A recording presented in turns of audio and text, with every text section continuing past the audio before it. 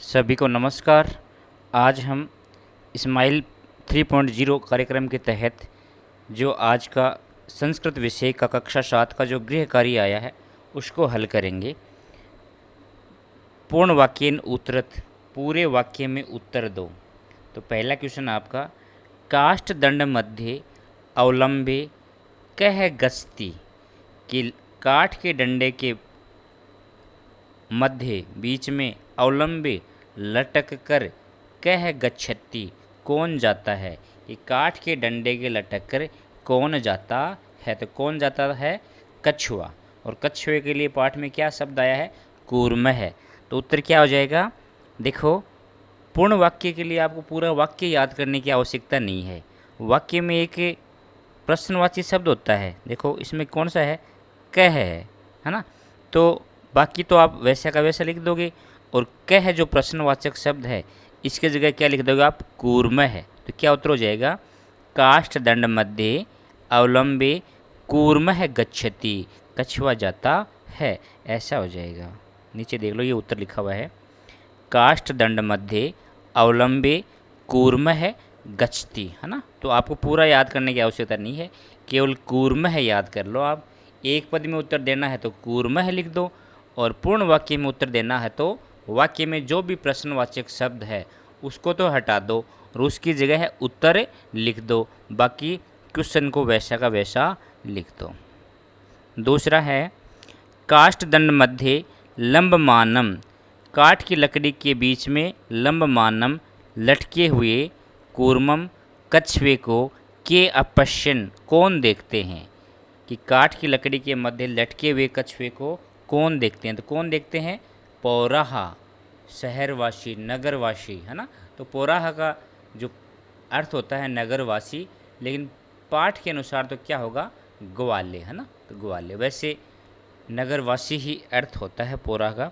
तो क्या उत्तर आ जाएगा इसमें, प्रश्नवाचक शब्द कौन सा है, के, है ना, बहुवचन है, क है, कौ, के बहुवचन है, तो के की जगह क्या आ जाएगा, पौराहा। तो उत्तर क्या हो जाएगा, काष्ठ दंड मध्य लंबमानम कूर्मम पौराह अपश्यन, काठ की लकड़ी के बीच में लटके हुए कछुए को नागरिकों ने देखा। ये देखो ये लिखा हुआ यहाँ पे, काष्ठ दंड मध्य लंबमानम कूर्मम पौराह अपश्यन। तीसरा देखो, कूर्म है काभ्याम से उड्यते, कछुआ किन के साथ उड़ता है, कछुआ किन के साथ उड़ता है। तो काभ्याम, काभ्याम प्रश्नवाचक शब्द है, तो कछुआ हंसों के साथ उड़ता है।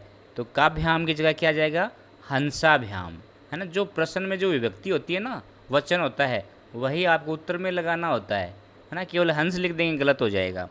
सही मान लेते हैं थोड़ा सही, लेकिन सही नहीं होता, थोड़ा दे देते हैं, जैसे 1 नंबर का थोड़ा नंबर देते हैं, वो अलग बात है। बाकी जो प्रश्न की जो विभक्ति है आपको उत्तर में वही लगानी चाहिए, शुद्ध वही है, सही भी वही माना जाता है।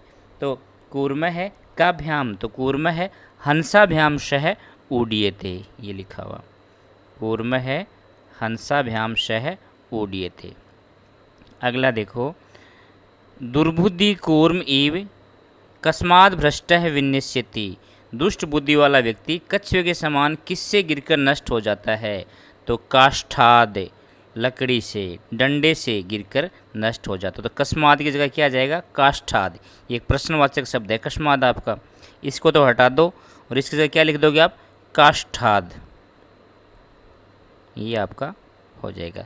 तो दुर्बुद्धि ही कूर्म इव काष्ठाद भ्रष्ट विन्यस्यति, डंडे से गिरकर नष्ट हो जाता है। जिस प्रकार दुर्बुद्धि व्यक्ति अपने हितकारी मित्र के वचनों को नहीं मानकर लक्ष्य से भ्रष्ट हो जाता है, किसके समान, कछुए के समान। जैसे कछुआ अपने मित्रों की बात नहीं मानकर डंडे से गिरकर नष्ट हो गया।